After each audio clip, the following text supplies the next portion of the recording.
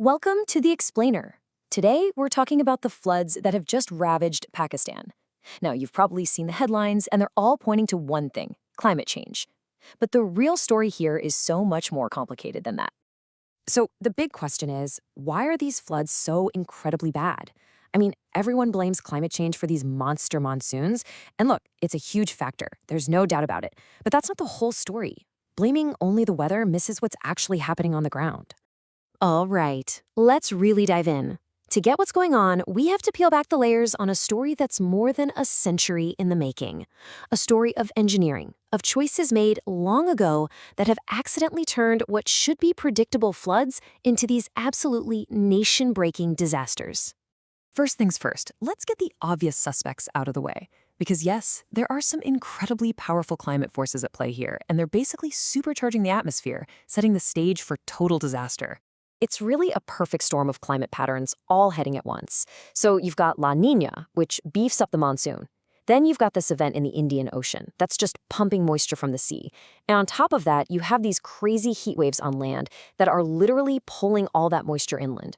Altogether, they have just supercharged the amount of rain falling on the Indus Basin. Just think about it this way. All that heat on the land created a kind of thermal vacuum. This low-pressure area acted like a giant sponge, just sucking in unbelievable amounts of moisture. And the result? Well, you're looking at it. In some of the driest parts of the country, rainfall shot up by 700% above normal. Just incredible. But, all that rain is only half the equation. To really understand why these floods cause so much destruction, we have to go back in time. We have to look at this fundamental change in how people thought about the Indus River itself. So before the British Empire, communities basically lived in rhythm with the river. Floods were just a part of life. They even brought rich, fertile soil for farming. But the colonial mission, that was completely different.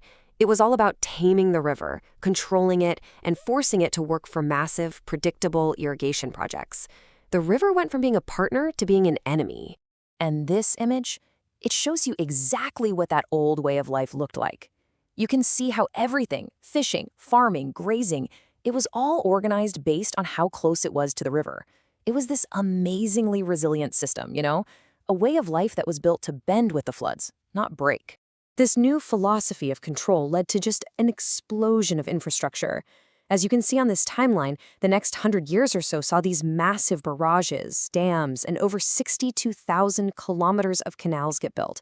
The whole point was to lock the river into one single, fixed, engineered path. Okay, and this is the crucial part. All of this confinement created a really dangerous new problem. See, the river couldn't spread out its silt and sediments anymore, so all that dirt just piled up on the riverbed itself. This created what's called a suspended river, where the river is literally flowing high above the surrounding farmland, held in place only by man-made walls.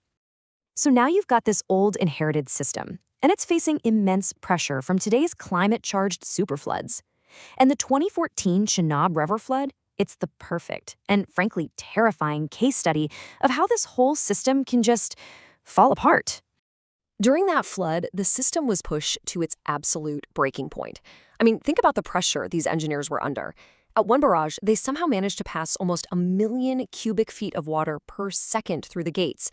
That is way, way beyond what that structure was ever designed to handle. But that success just created another disaster downstream. Other barrages, which had actually been upgraded to handle more water, couldn't keep up with the flow. It was like a huge traffic jam, but for a river. It created this massive bottleneck, and engineers had to make the terrifying decision to intentionally breach the embankments just to save entire cities from being wiped out. And if that wasn't bad enough, you've got modern highways compounding the problem. They're built on these high embankments that slice right across the natural floodplain, but they have very few drains. So what happens? They act like massive, new, unintended dams, trapping enormous amounts of floodwater. So what's the human cost of all these connected failures? It's just staggering. In one single district, Muzaffargarh, which is caught right in the middle of all these bottlenecks, nearly 1 million people were affected by flooding that was made so much worse by this broken system. This whole crisis leads to this huge standoff between two totally opposite ideas. Do you just double down on the old strategy of control, or do you try something radical, something that maybe isn't even practical anymore? So on one side, you have the establishment, the old guard, saying, we just need to build the walls higher and stronger. And on the other side, you have activists with this passionate cry to just tear it all down and let the river flow. But here's the problem with just letting the river flow. It runs smack into this powerful idea called path dependency.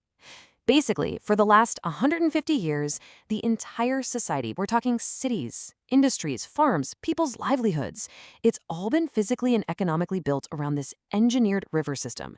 You're locked in. You can't just flip a switch and go back to a natural state. So if we're locked into this system, what on earth can be done? Well, the answer might not be some brand new idea, but a very, very old one, from a place that has been dealing with this exact same problem for thousands of years. The breakthrough really comes from looking at China and its long, incredibly difficult history with its own powerful, sediment-heavy, suspended yellow river. It's a river that is remarkably similar to the Indus. So what did the Chinese learn after centuries of catastrophic failures? They learned a huge lesson. Trying to rigidly cage the river is a losing game. It always, and I mean always, leads to a bigger disaster down the road. The solution they eventually landed on was a hybrid one. Use engineering not to fight the river, but to give it space to flood safely. And that whole philosophy gives us a clear, actionable blueprint for Pakistan. It's a room for the river strategy that blends smart engineering with ecological reality. It's a practical path forward that isn't just build higher walls or tear everything down.